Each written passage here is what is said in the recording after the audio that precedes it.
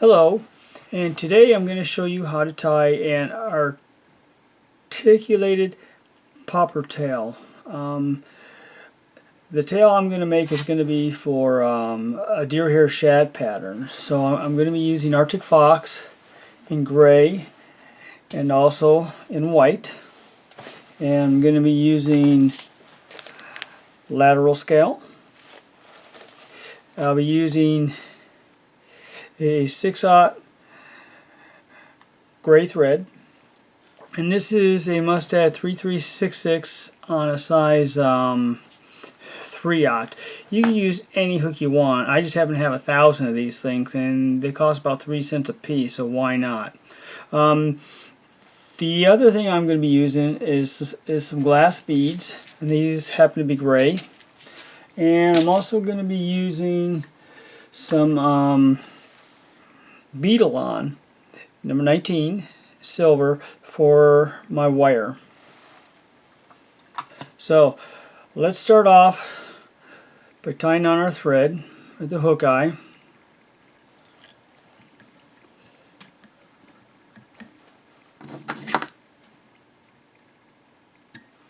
Now the one thing I am going to do is I'm going to have my hook turned at a 90 degrees. The reason I do this is because when I have the wire going in through the hook eye, it gives it more room to actually wiggle. So that's the reason behind that. So with that, I got some Arctic Fox here, and I cut it into strips. I buy the full tails, and I cut it into strips because it's easier to handle this way.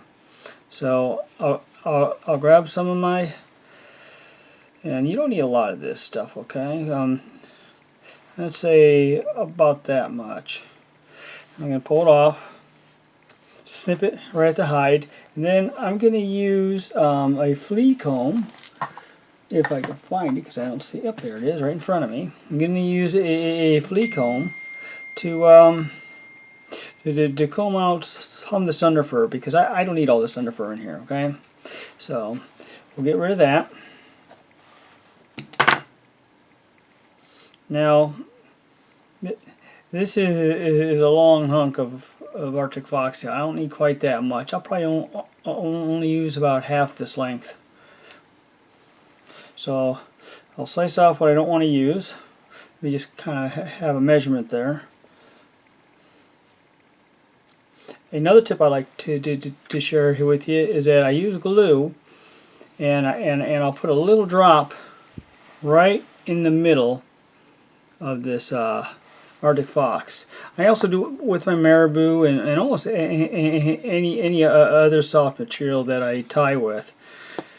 And I'm just going to put that right there up by the hook eye, and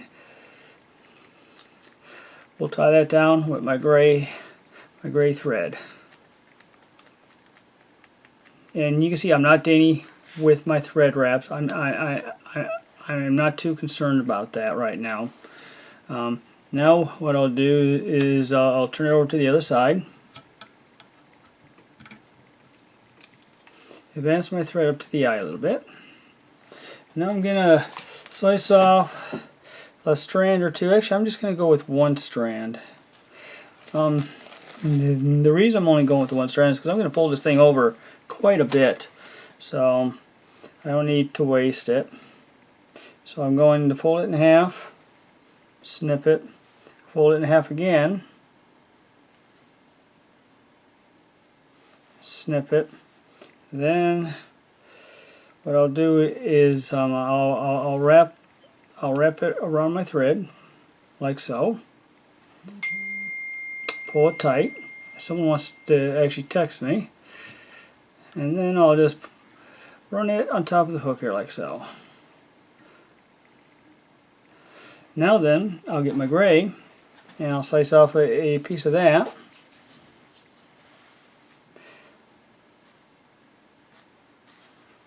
I'll try to get an equal amount of gray as I did white, at least as best I can. Again, I had to comb out all this yucky stuff that's in here.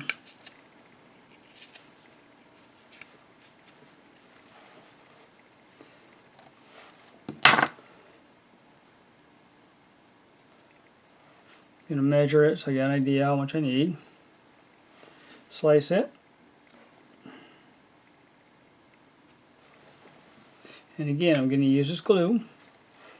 Go right in the middle of that hair. You don't need a lot, just a little bit. I learned that from watching a video with Mr. Lefty Kreh and Bob Clouser. It was just on tricks and tips.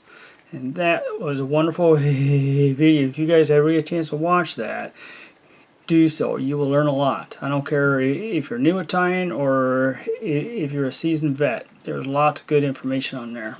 Once that's done, I'll whip finish it.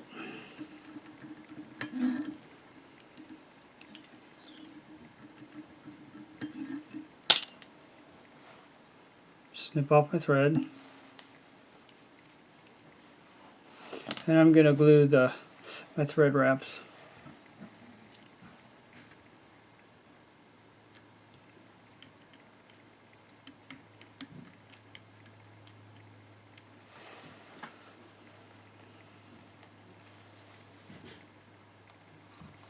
Okay, while it's drying, we'll get my other hook and install that. This is a 3/0 owner, the 5100-131. I'm going to use a different thread. I'm going to use a Danville's Flatnax nylon, also called single strand floss. I use this on my weed guard, and this one already has a weed guard attached. I'm using a 17-pound hard mason. So what I'm going to do is I'm going to start my thread wraps right on top of where the weed guard is. And I'm not going to worry about how bulky I get here, because that's going to help me when I do the deer hair work later on, because I'll actually have a place for the deer hair to push up against. And you notice I started this right above the barb on the hook. I did that because I like having a longer body, and I'm going to be using the natural deer hair tips is going to cover all this. So I tie it a bit farther back. So now I got to grab a piece of my of the Beadalon. And I already sliced off a little piece. So what I'll do is I'll tie that on one side. And you notice I have a large tag end. There's a reason for that, and we'll talk about that in a minute. Now I'm going to fold over that tag end, like so, and we'll tie that down.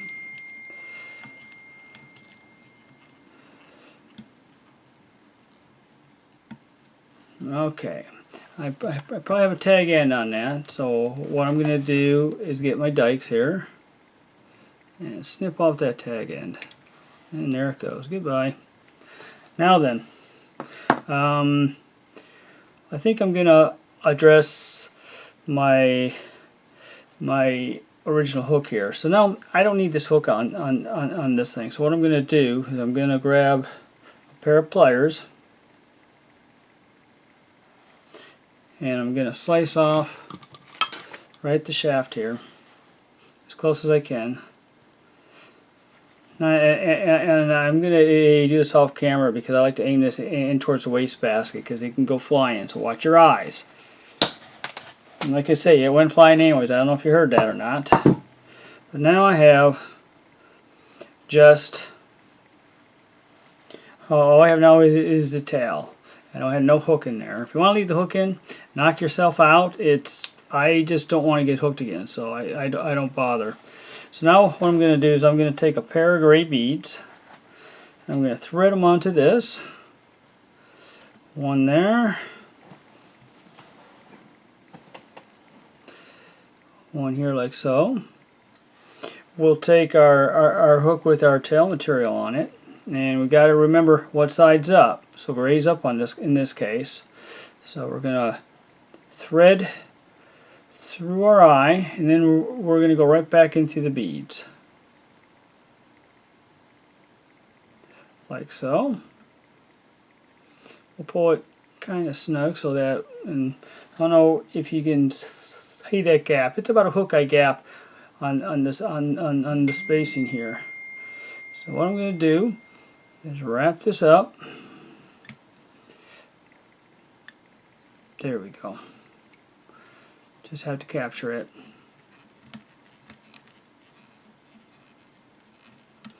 Now that I'm going to fold over that tag end that I have, like I did the first time, because I don't want this to pull through.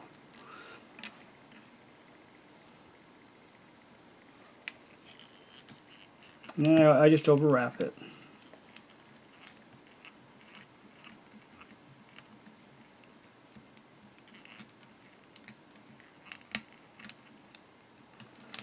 And then I'll do, well, before I do that, let me snip off my tag end. Like I say, we don't need that tag end sticking out there.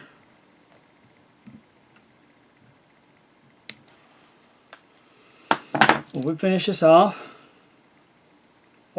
I wet my fingers and I dampen that towel. That way it can kind of stay out of my way while I'm doing the whip finish. I should have done it earlier, to be honest with you.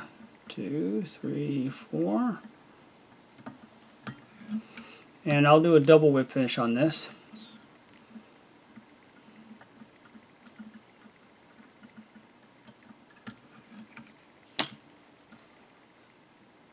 Slice off our thread. Then I'm going to use some Sally Hansen's Hard as Nails. And I'm just going to coat all my thread wraps there.